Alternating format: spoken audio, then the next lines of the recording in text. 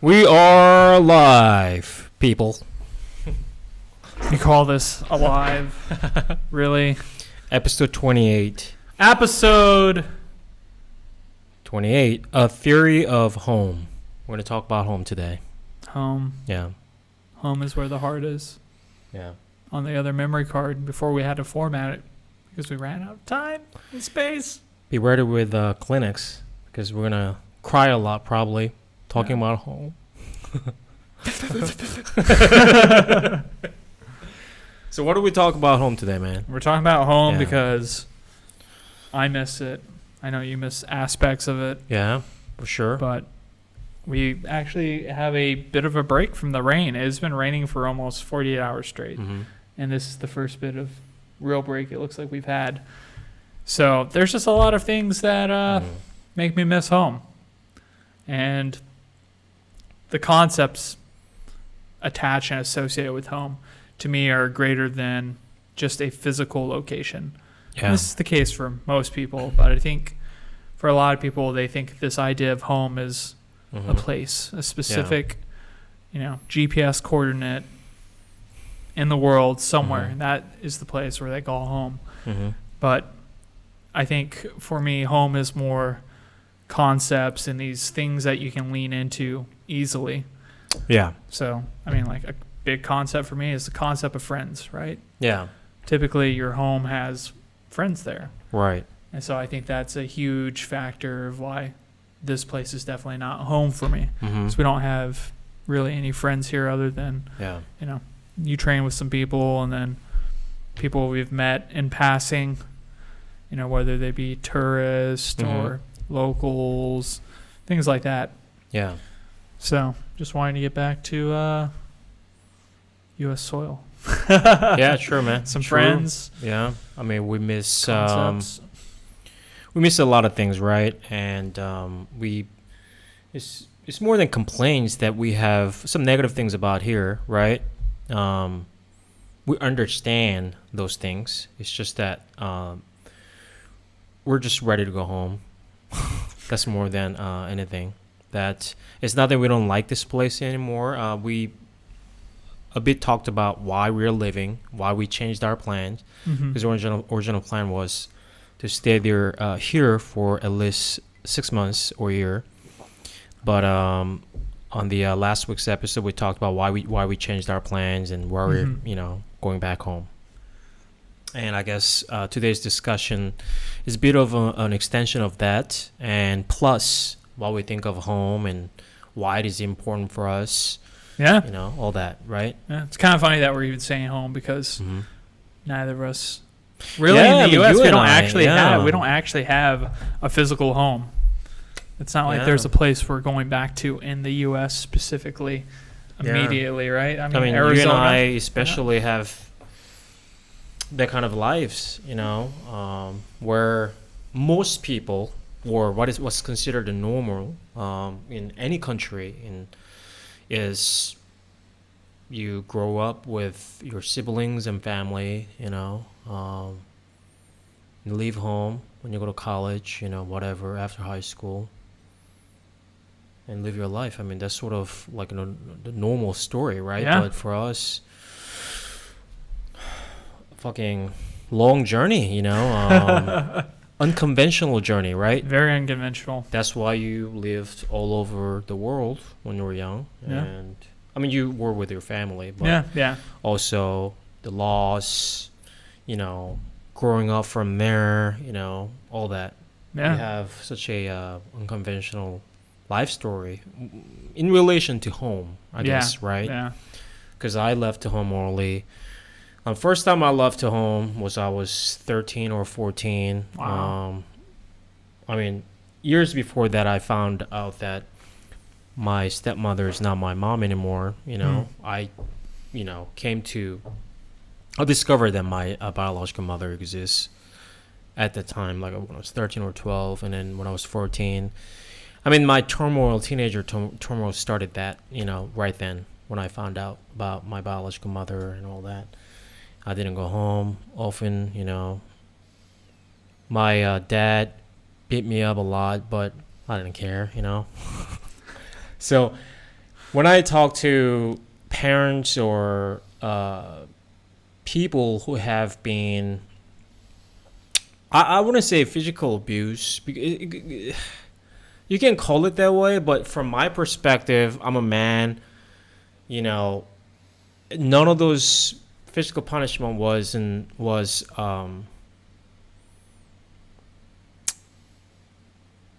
unreasonable. You know, I fucked up a lot of things. Don't get me wrong. I mean, that doesn't give him the right to physically beat me up. You know. Yeah. But I was a troublemaker. You know, and I'm sure that was his best way to handle with that. You know. So, but anyway, all that, you know, left home months, didn't go back home. You know, the first year of high school, I went back and went to school. You know, graduated. In the meantime, I left home again. I came back, graduated high school. That's when I started kickboxing, and then went to the military. After that is the history, right? I met my ex-wife, left the fucking country. Yeah, You know. pretty big move. Yeah, all that. Huge move. hmm I mean, So- leave the country. The definition of home has changed a lot for me, for sure. Yeah, for that reason. You know, when I was young, home was where there's rice and kimchi, basically. You know, my grandma. You know, So in there. you know where my grandma is, right? But she passed. You know, I'm not really close to my parents. So like I was born and raised in South Korea, but I don't really currently when I say home, I'm not referring to South Korea. I'm more Yeah. of referring to US. I don't know why it's become that way. I mean, still I have, as you know, I have close friends in Korea. I have my sister and families, but I consider US more of my home Mm-hmm. because my values have changed a lot dramatically actually since I met my ex-wife. Since I moved to the U.S., my value system changed dramatically. You know, Wow. so that's why I think I consider home, U.S. home today. Yeah. I mean, that's a big life change. Value system changing entirely. Cultural. I mean, sure, there's a lot of things shared from the U.S. culture to me, other cultures that permeate, but entirely different experience to be in the middle of it, especially Yeah. since you can get a very different experience depending which city you go to in the Yeah. U.S. But you're in Dallas, so that's a major city. That's definitely not. It's not the middle of nowhere Yeah. by any means. Mm-hmm. So I'm sure culture shock, to a degree, was a real thing. Just kind of adjusting, and once you finally found you've adjusted to something that is that big and different, I think oftentimes you don't realize how much of an impact it had on you Mm-hmm. until you're away from it again, or enough time has elapsed so you can look back to who you were or what you were and that type of value system and stuff. And you can see like, oh shit, my life is way different. Sometimes I feel like I have memories or I think about certain things or who I was or where I was, and I feel almost like that was an entirely different person. Like, it's very hard to believe sometimes that that was part of my reality. Yeah. That actually happened. That's Yeah. who I was. I'm like, whoa. Very strange, surreal feeling, Yeah. but also uniquely powerful because you realize change is possible and capable. Yeah. And then you live in a new world because of it. Yeah. I mean, even what we were watching yesterday when we were watching the documentary that talked about Yeah. weed and the blatant racism with all the laws and things like that. And I was like, whoa. I mean, I've heard of some of these things, but I didn't think it was like outright actual racism. But then to see that and the evidence they provide to show that kind of Right. also made me feel like, wow. And I've always felt like this. Obviously, we're here. I've always felt like the U.S. is fucked up in a lot of ways and has its problems. But this isn't one I would have thought was actually legitimately a problem. Yeah. Because I mean, we didn't we had do- heard about it, right? Yeah, but you didn't smoke. I didn't smoke. We never did weed. So unless you're in that culture Yeah. and have a more robust understanding of, Yeah. marijuana and drugs and things like that, weed, specifically weed, Yeah. you would never associate that with, the African American community Yeah. or where its origins from Yeah. and how you would just never see like how impactful and commonplace that is unless you were actually a user or had friends or something like that. And I mean, even the term user summons this kind of gross negative thing.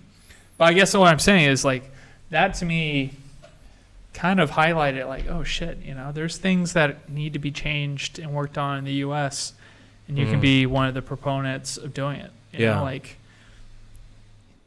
there's things that can get better. Yeah. You can help spread good information and kind of demystify these things around drugs and then highlight the issues around, racist and things of that nature. I thought that was exciting. It made me feel, I don't want to say homesick, but kind of compelled to be like, oh man, I want more people to be aware of what's going on. Like it was very weird to be like, oh, that's my home and it's fucked up. I think that's like I think that's because you care about it, right? Yeah, I think so. I feel in a similar way too. That one, before that feeling, I was thinking that wow, I had no idea about this, but after all, this including weed in the this scheduled substance 1 category 1, right? Was nothing more than just another form of oppression. Yeah, totally. And the documentary did a great job. I mean, the storytelling was great because the first half they talked about how great it is, the funny part of it, fun part of it rather, and then they made a transition to why we're here today, touched on history, and then gradually, the core problem of the weed, right? Which is racism. So that was really refreshing. I thought I knew a lot about U.S. history, but I guess, it made me feel like, wow, I had to know, I didn't have any idea about it. It's hard to even look at the U.S. as the same anymore. Honestly, I'm like, we know some policies like that, right? I mean, we know that, right? But I just felt like very ignorant yesterday. Just watching that, wow, I had no idea. Yeah. I mean, I had fucking no clue. I think for me, it's because I usually put things more towards, negative stereotypes about home in regards to capitalism. Right. I just see things as kind of financially fucked up. They're taking advantage of people. The means of production are controlled by the elite, blah, blah, blah. And I think it's more of a capitalistic problem. Yeah. But then that highlighted even drugs. Yeah, there's a capital gain for people, for sure. Entirely a real thing.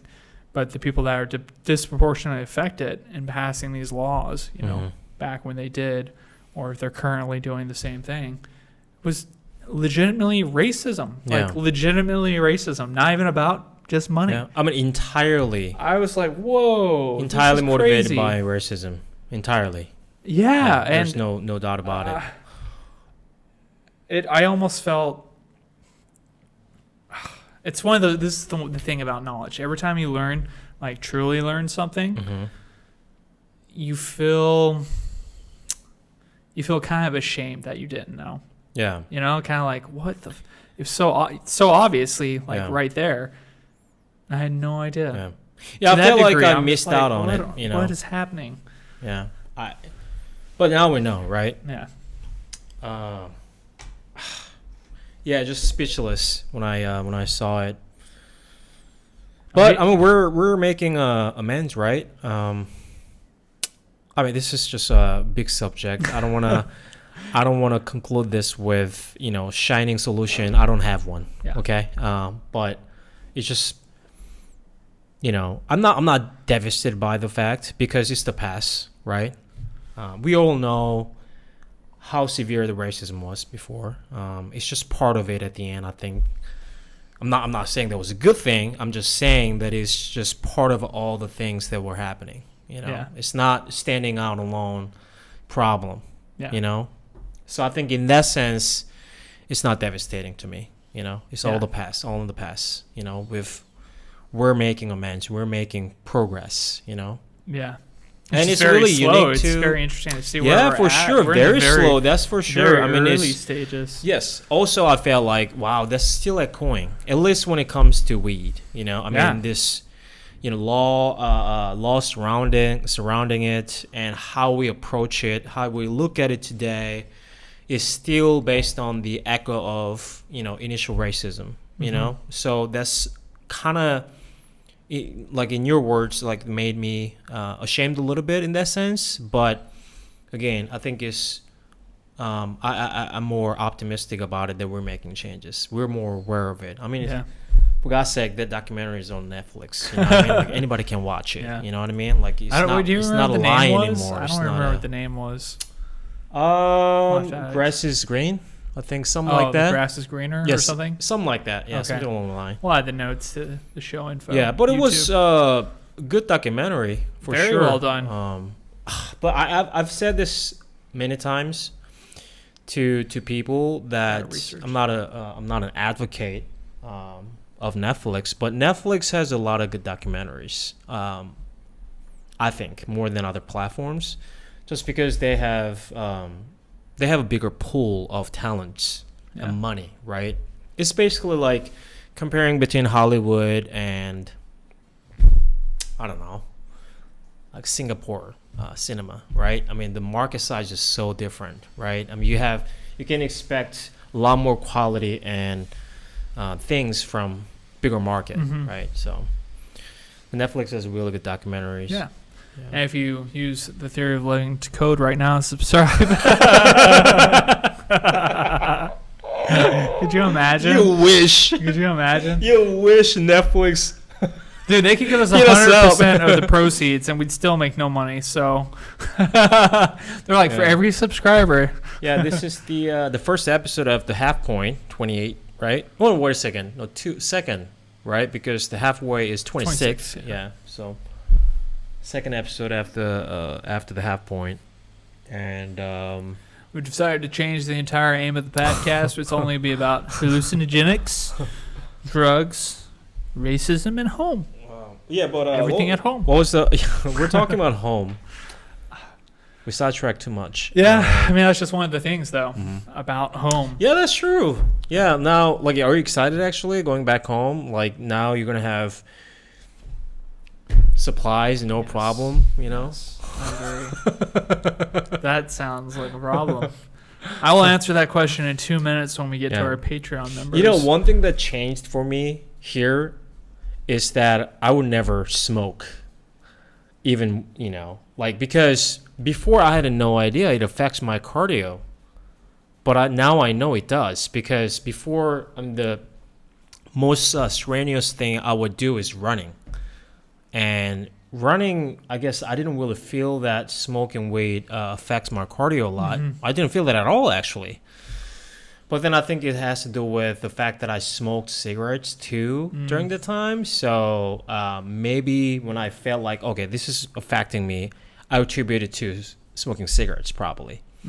So it is possible that way. But anyway, the point is, now I know for a fact that smoking weed affects my cardio, my Yeah. lungs, right? So that's a permanent change for me from this experience in Thailand, because I'm doing Muay Thai twice a day training right now. I don't think I will never go back to smoking weed, even, in any form. I think I'm going to just stick with edibles. Yeah. And besides, I love edibles. I prefer edibles. Edible high is way better for me. I don't know how you guys think of it, but edible high is way, way better. Not even comparable. Yeah. They're very different, right? They're very, Yeah. very different. But if you like this content, please like, subscribe, leave a comment. If you got any recommendations for any crazy strains out there, man, just recommend them, bro. Yeah. Well, our Patreon, Lee, asked us to film my fight on 13th. Oh, they don't even know. Yeah. Did I not announce that? I don't think so. Yeah, so this is a free version still. We're going into 20 minutes, but yeah, I'm gonna have my first fight here in Thailand, June 13th. Wow. Yeah, in Phuket, Patong, 2 weeks. Stadium. Mhm. Literally 2 weeks Yeah. from today, right? Yeah. Yeah, from today. Wow. 2 weeks from now. So. Oh shit. Let's take bets. Place them. We won't show you what the other guy looks like because we don't know. We're going to But- film it for sure, but All right. yeah. Shall we switch that over? That was the end of our free version this week. Okay. Get ready for this Alright. epic fight. Thank you All right, guys. see you next Next week. week. Bye.